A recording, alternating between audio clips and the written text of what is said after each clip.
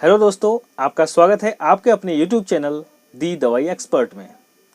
दोस्तों, मैं एक रजिस्टर्ड फार्मासिस्ट हूं और आपको आज बच्चों में कॉमनली यूज़ होने वाली कुछ दवाइयों की सामान्य जानकारी दूंगा। अगर आपको वीडियो इन्फॉर्मेटिव लगता है तो प्लीज़ आप चैनल को लाइक, शेयर एंड सब्सक्राइब करें। तो दोस्तों, बिना किसी देरी के चलते हैं सीधे स्क्रीन पर।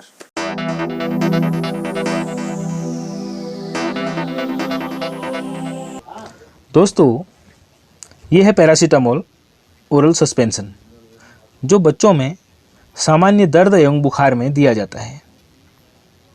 ये अलग अलग डोजेज में हमारे पास उपलब्ध होता है। इसकी अडल्ट डोज अलग होती है और पीडियाट्रिक डोज अलग होती है। जैसे अभी आप देख पा रहे हैं कि मेरे पास डोलो 250 है। इसका मतलब है कि इसमें पैरासीटामोल 250 mg है। आप सीसी को अगर गौर से पढ़ेंगे तो इसमें लिखा रहता है 250 mg पर 5 ml। इसका मतलब है कि ये 5 ml में 250 mg पैरासीटामोल है।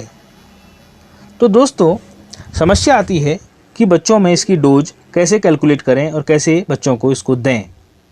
तो दोस्तों, पैरासीटामोल की जो डोज होती है 15 mg पर kg बॉडी वेट, 15 mg पर kg। अब इसको कैलकुलेट करने के लिए, जैसे हमारे पास ये 250 mg का सिरप है, तो कैसे दें बच्चों को? तो सबसे पहले 250 mg है 5 ml में, तो 1 ml में निकालने के लिए डिवाइडेड बाई 5 कर देंगे, तो 1 ml में निकल जाएगा हमारे पास 50 mg। ठीक है दोस्तों, तो 15 mg पर kg बॉडी वेट देना है हमको। तो अगर 10 किलो का बच्चा है तो क्या करें? 1 किलो के बच्चे को हमने देना है 15 mg, तो 10 किलो के बच्चे को हम कितना देंगे? 15 इंटू 10 मतलब 150 mg। और 1 ml में है 50 mg, तो इसलिए हम बच्चे को कितना देंगे? 3 ml। 3 ml है अगर हम बच्चे को दवा देंगे तो बच्चे में हम 150 mg की जो उसकी फिक्स डोज है वो हम दे सकते हैं। तो दोस्तों, ये तो हो गया पैरासीटामोल की डोज के बारे में। इसी प्रकार से आप अन्य दवाइयों की डोज को भी कैलकुलेट करके बॉडी वेट के अकॉर्डिंग दे सकते हैं। पैरासीटामोल मार्केट में अलग अलग नामों से उपलब्ध होता है। जैसे अभी हम देख पा रहे हैं स्क्रीन पे कि इसमें 250 mg डोलो 50 करके, डोलो 250 करके हमारे पास है। इसके बाद अलग अलग नामों से हमारे पास उपलब्ध होता है। इसमें जैसे मेरे पास ये डोलो 120 भी है। उसके बाद जैसे सेंटामोल 250 है। तो मार्केट में अलग अलग नामों से हमारे पास ये उपलब्ध होता है। तो दोस्तों, जैसे ये है सेंटामोल 250, तो मार्केट में ये अलग अलग नामों से उपलब्ध होता है। तो आप अपनी इच्छा के अनुसार दवा कोई किसी भी ब्रांड का ले सकते हैं। हमारा उद्देश्य किसी के ब्रांड का प्रचार करना नहीं है। बस आप केवल इतना देखें कि उसमें ये लिखा हुआ होना चाहिए, पैरासीटामोल पीडियाट्रिक सॉल्यूशन उसमें लिखा हुआ होना चाहिए, चाहे वो किसी भी कंपनी का हो। कोशिश करें कि अच्छी कंपनी का लें। दोस्तों, पैरासीटामोल को आप सामान्य बुखार में दे सकते हैं और कई बार इसके कुछ साइड इफ़ेक्ट्स भी देखने को मिलते हैं। जैसे नॉर्मल साइड इफ़ेक्ट्स में नौजिया, वोमिटिंग वगैरह कॉमन है। सेल्फ मेडिकेशन से बचें। किसी भी प्रकार की दवाई लेने से पहले अपने चिकित्सक से ज़रूर संपर्क करें।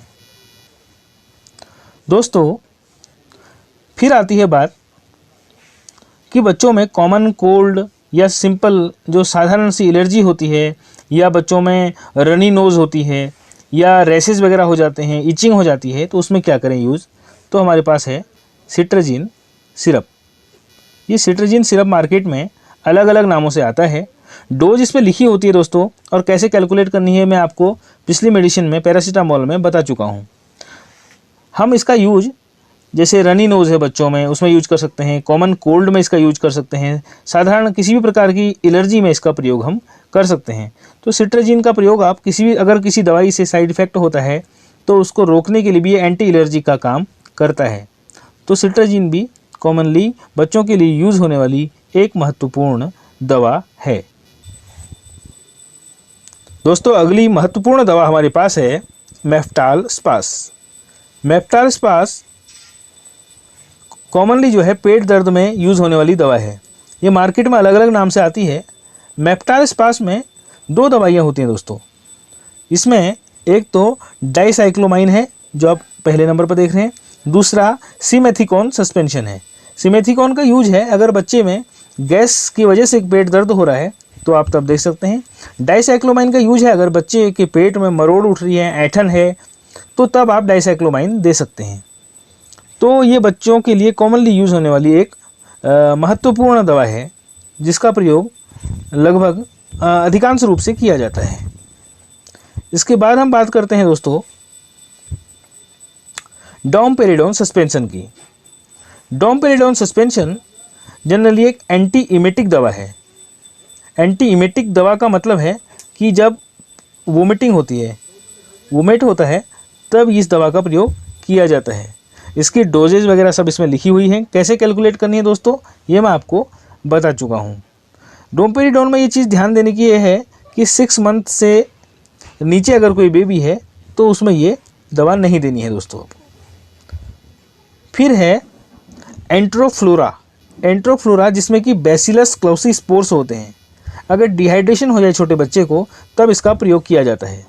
जनरली 6 महीने से ऊपर के बच्चे में इसका प्रयोग आप 1 से 2 रेस्प्यूल्स आप सुबह शाम इसको पिला सकते हैं। 2 टाइम ये देनी है और इसका प्रयोग आप जनरली डिहाइड्रेशन वगैरह में कर सकते हैं।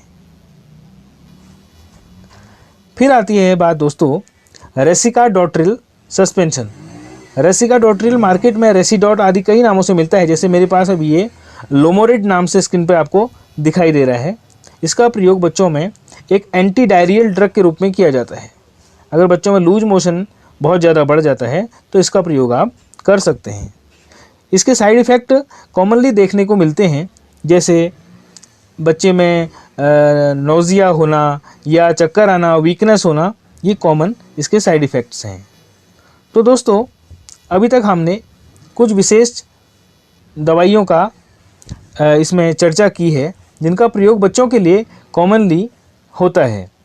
तो दोस्तों इस प्रकार की जानकारी आपको हम देते रहेंगे और आप अपना सपोर्ट और प्यार हमें देते रहिएगा। Thank you so much.